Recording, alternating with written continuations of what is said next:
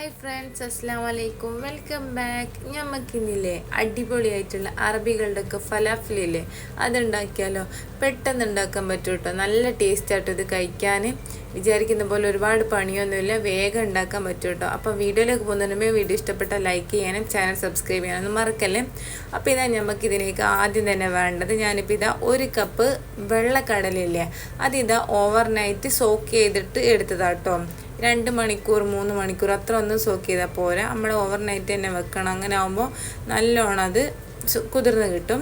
ഞാനിപ്പോൾ ഇതാ ഓവർനൈറ്റ് വെച്ചതാണ്. 1 കപ്പാട്ടോ എടുത്തത്, കൈകീറ്റ് സോക്ക് ചെയ്തതാട്ടോ. ഇനിയിപ്പോൾ ഇതാ ഇതിലേക്ക് വേണ്ടത്, ഞാനിതാ 5 വലിയ വെളുത്തുള്ളി ആട്ടോ എടുത്തത്. ചെറുതാണെങ്കിൽ അതിനനുസരിച്ച് നിങ്ങൾ കൂട്ടിയിട്ട് തന്നെ എടുക്കണം കേട്ടോ. വെളുത്തുള്ളി ഇട്ട് എടുക്കുന്നുണ്ട്.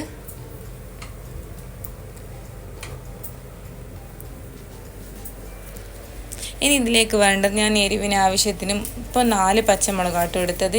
ഈ ഫലാഫിലിന് ഭയങ്കര എരിവൊന്നും ഉണ്ടാകില്ല. എന്താ പറയുക, നമുക്ക് എത്രത്തോളം എരിവ് വേണോ അതിനനുസരിച്ച് പച്ചമുളക് കൂട്ടിയും കുറച്ചൊക്കെ എടുക്കാം. എന്തായാലും എരിവ് കൂടി പോകരുത് കേട്ടോ.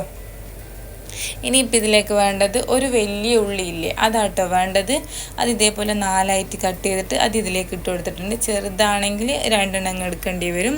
ഇനിയിപ്പോൾ ഇതിലേക്ക് വേണ്ടത് ലീവ്സ് ആണ്. ഞാനിപ്പോൾ മല്ലിയില, പാസ് ലീവ് ഇല്ലേ, അതും കൂടി എടുത്തിട്ടുണ്ട്. നാട്ടിലൊന്നും കോമൺ ആയിട്ട് പാസ് ലീവ് കിട്ടലില്ല. അതില്ലെങ്കിൽ നമ്മൾ ഉണ്ടാക്കാണ്ട് നിൽക്കുകയൊന്നും വേണ്ട. മല്ലിയില കുറച്ച് അധികം ഇട്ട് കൊടുത്താലും മതി കേട്ടോ, വേറെ പ്രശ്നമൊന്നുമില്ല. ഇനിയിപ്പോൾ ഇതാ ഞാൻ മിക്സിയുടെ വലിയ ജാർ എടുത്ത് വെച്ചിട്ടുണ്ട്. എന്നിട്ട് ഇത് 2 ബാച്ചായിട്ട് ഒന്ന് അരച്ചെടുക്കുന്നുണ്ട്. വല്ലാണ്ട് ഫൈനായിട്ട് അരക്കൊന്നും വേണ്ട, ഒന്ന് ക്രഷ് ചെയ്ത് പൾസ് ചെയ്ത് അരച്ചെടുത്താൽ മതി കേട്ടോ. ഈ തരിതരിപ്പോട് കൂടി തന്നെ കേട്ടോ നമുക്ക് വേണ്ടതും.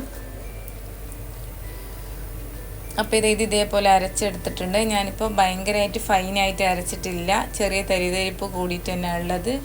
അങ്ങനെയാട്ടോ വേണ്ടത്. വല്ലാണ്ട് ഫൈനായിപ്പോയാൽ ഫലാഫിൽ നമ്മൾ കഴിക്കുമ്പോൾ ഒട്ടും ടേസ്റ്റ് ഉണ്ടാവില്ല കേട്ടോ. ഇനിയിപ്പോൾ ഇതിലേക്ക് കുറച്ച് പൗഡേഴ്സ് വേണം. ആദ്യം തന്നെ ഉപ്പിട്ട് കൊടുക്കുന്നുണ്ട്.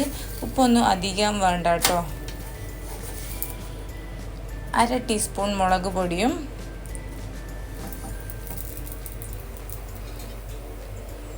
1/2 ടീസ്പൂൺ തന്നെ ഗരം മസാലൻ്റെ പൊടിയില്ലേ, അതും കൂടി ഇട്ട് കൊടുക്കുന്നുണ്ട്. അത് വേണമെങ്കിൽ ഇട്ടാൽ മതി, ഇട്ടാൽ ഒന്നും കൂടി ടേസ്റ്റ് ഉണ്ടാവും. ഇനി ഇതിലേക്ക് വേണ്ടത് 1/2 ടീസ്പൂൺ കുരുമുളകിൻ്റെ പൊടിയില്ലേ, അതാട്ടോ വേണ്ടത്. അതും കൂടി ഞാൻ ഇട്ട് കൊടുത്തിട്ടുണ്ട്. എന്നിട്ട് 1 ടീസ്പൂൺ മല്ലിപ്പൊടിയില്ലേ, അതിട്ട് കൊടുക്കുന്നുണ്ട്. മല്ലിപ്പൊടി 1 ടീസ്പൂൺ തന്നെ വേണം കേട്ടോ.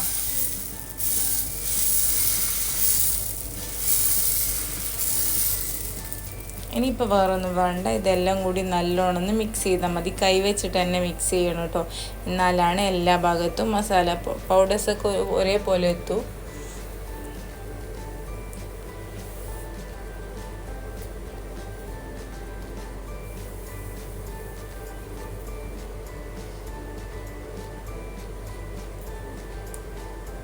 ഇനിയിപ്പം ഓയിൽ ചൂട്. അപ്പോൾ ഇത് എണ്ണ ചൂടായി വന്നിട്ടുണ്ട്. ഇനിയിപ്പോൾ നമുക്കിത് മീഡിയം ഫ്ലെയിമിൽ വെച്ചിട്ട് 2 സൈഡും തിരിച്ചു മറിച്ചിട്ട് ഇതൊന്ന് കുക്ക് ചെയ്തെടുക്കാം.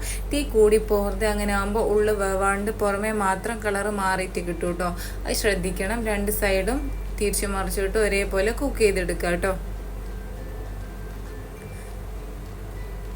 അപ്പോൾ ഇതാ നമ്മൾ നല്ല ടേസ്റ്റി ആയിട്ടുള്ള സ്നാക്സ് ഇവിടെ റെഡി ആയിട്ടുണ്ട്. ഇതില്ലേ, ഇതേപോലെ എന്താ പറയുക, കുബൂസിൻ്റെ ഉള്ളിൽ റോൾ ചെയ്തിട്ട് കഴിക്കില്ലേ, ഷവർമ മാതിരി, അങ്ങനെയും ചെയ്യാം കേട്ടോ. ഫ്രഞ്ച് ഫ്രൈസും എന്താ പറയുക കക്കിരിയും ക്യാരറ്റൊക്കെ വെച്ചിട്ട് അങ്ങനെ റോൾ ചെയ്തിട്ടാണെങ്കിൽ അങ്ങനെയും ചെയ്യാം കേട്ടോ. ഇതേപോലെ സെപ്പറേറ്റ് കഴിക്കുകയാണെങ്കിൽ അങ്ങനെയും ചെയ്യാം. എന്തായാലും ട്രൈ ചെയ്ത് നോക്കണം, എന്നിട്ട് ഫീഡ്ബാക്ക് പറയാം കേട്ടോ. അപ്പം മറ്റൊരു റെസിപ്പി ആയിട്ട് പെട്ടെന്ന് വരുന്നവരേക്കും ബൈ ബൈ, താങ്ക് യു.